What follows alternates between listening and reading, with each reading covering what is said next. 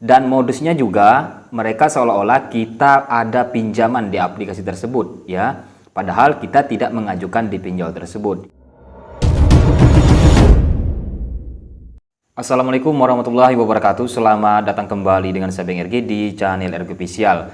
Sebelumnya saya mengucapkan ribuan terima kasih kepada kalian semua yang selalu mensupport channel ini. Dan tidak lupa saya selalu mendoakan teman-teman semua semoga dalam keadaan sehat walafiat, dimurahkan rezekinya dan dipermudahkan segala urusannya oleh Allah Subhanahu wa taala. Amin ya rabbal alamin. Dan di sini saya ingin informasikan ya, teman-teman yang gagal bayar pinjol, yang sudah menginput datanya di beberapa pinjol, baik yang dilegal maupun yang ilegal ya, tetap waspada ya. Karena ini marak sekali penipuan-penipuan, beberapa pinjol atau oknum-oknum penipu memanfaatkan data-data debitur ya. Dan di sini yang akan saya coba bahas di beberapa media konsumen ya, dari teman kita, modus pinjol pinjam emas. Jadi saya berharap waspada jika ada dikirim link dari nomor yang tidak dikenal, baik melalui pesan handphonenya ataupun melalui WhatsApp. Jangan sembarangan klik link tersebut ya, karena mereka bisa menanamkan bentuk seperti mereka ingin menyadap handphone kita ya, berupa link. Nanti ketika kita mengklik link dan kita mengizinkan akses di handphone kita, mereka bisa menyadap semuanya ya. Jadi ini sering kali terjadi, bahkan bukan saat ini ya, dulu-dulu juga pernah terjadi penyalahgunaan data. Dan modusnya juga mereka seolah-olah kita ada pinjaman di aplikasi tersebut ya. Padahal kita tidak mengajukan di pinjol tersebut. Ini sering kali saya bahas seperti pinjol seperti ini ya. Jadi teman-teman jangan skip dulu, saya coba jelaskan. Semoga ini menjadi referensi buat teman-teman semua nanti jika mengalami kasus yang sama ya. Coba kita baca di sini, modus pinjol pinjam emas. Coba komentar ya. Kemungkinan kalian ada juga nih dilakukan penipuan oleh aplikasi pinjam emas, atau mungkin ada yang mengajukan di pinjol ini ya. Selamat siang, saya Asep Setiawan. Saya ada keluhan terkait pinjam emas. Saya tidak merasa pinjam ke pinjol tersebut, tapi saya pinjamnya ke pinjol yang lain. Nah, ini seringkali terjadi ya, kita nggak minjol di pinjol tersebut, kita nggak kenal, tiba-tiba mereka melakukan penagihan. Ternyata dari kemarin saya dihubungi via WhatsApp dari dua nomor yang berbeda, yang isinya menagih tagihan tersebut dan harus segera membayarnya. Nah, seperti ini modusnya ya. Di sini yang WhatsApp pertama, sekali lagi kami peringatkan dengan tegas untuk yang kedua kalinya. Tolong bertanggung jawab sebagai peminjam yang baik dan kooperatif. Jika peringatan kedua ini masih diabaikan, maka Anda akan terkena denda harian. Skor kredit Anda, slik Anda buruk ya, yang menyebabkan Anda akan kesulitan mengajukan pinjaman dimanapun. Dan bukan hanya itu saja, Anda akan kami laporkan ke OJK untuk diproses dibayarkan sekarang. Dan kedepannya akan berpengaruh kepada peminjaman Anda di Bank Nasional serta perusahaan pembiayaan lainnya pinjam emas. Mereka ya menyatakan akan masuk slik OJK. Masuk slik dari mana? Sedangkan ini ilegal, mereka tidak berizin ya. Jadi jangan percaya ya, apapun ancaman jangan percaya. Yang ada mereka nanti yang yang ditangkap. Jadi kita nggak usah takut nih ya. Karena kan memang Satgas Waspada Investasi lagi genjar-genjarnya ya mencari keberadaan alokasi pinjol ilegal ini. Kita nggak perlu takut. Mereka sudah tidak memenuhi izin, mereka menentang aturan ya. Jadi nggak akan mungkin masuk slik OJK. Jadi yang masuk slik OJK itu pinjaman online yang berizin saja. Terus yang WhatsApp kedua di sini, produk pinjam emas yang Anda pinjam telah kadaluarsa dengan serius. Kasus Anda telah diteruskan ke bagian investigasi. Ya, ini kata-kata yang menakutkan ya kalau kita nggak tahu ini.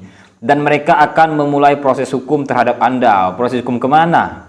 Ya, pada saat yang sama, karyawan akan pergi ke tempat tinggal Anda untuk memverifikasi situasi dengan perusahaan.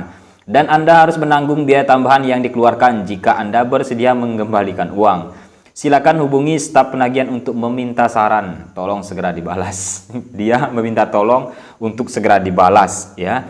Ini memang kalau kita tidak kuat mental ya, kita akan down, depresi, stres. Nah, coba kita paham hukumnya, kita nggak akan stres. Jadi ini semuanya drama ini, jangan takut ya. Jangan takut, ini cuma ya gertakan cuma ini. Jadi jangan takut ya. Di sini ada yang menjelaskan masuk slik OJK, terus ini akan diproses hukum, yang ianya mereka yang akan diproses hukum nanti, ya. Ini yang dibalas teman kita ini, saya belum pernah pinjam uang ke pinjam emas. Nah, ini dibalasnya, malah dia ketawa ya. Nah, ini ya, sudah dikirimnya ke media konsumen.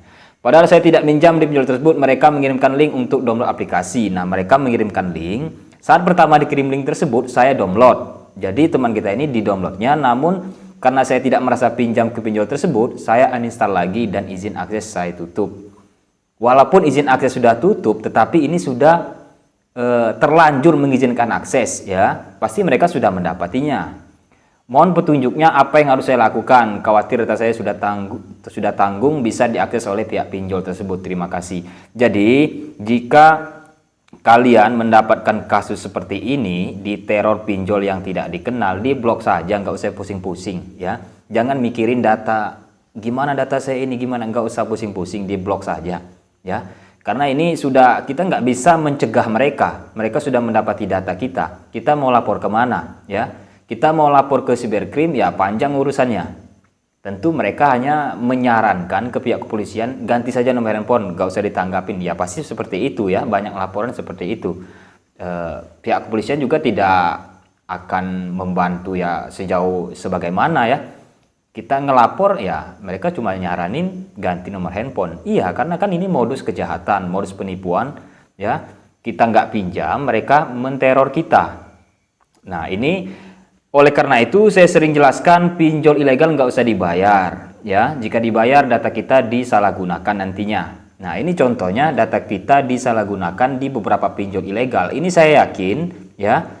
Saya berasumsi bahwa data disalahgunakan oleh oknum DC ya, mengajukan di pinjam emas ini, saya yakin. Tapi di sini mereka tidak membuktikan daftar kontak yang berhasil diambilnya ya, mereka tidak membuktikan, dan jumlah tagihannya juga mereka tidak membuktikan. Nah, di sini jelas mereka hanya ingin menipu ya, agar kita takut sehingga nanti kita percaya, terus mereka mengirimkan nomor rekening untuk membayar di aplikasi tersebut. Saya rasa seperti itu ya. Tujuannya seperti itu, dia ingin mengelabui kita.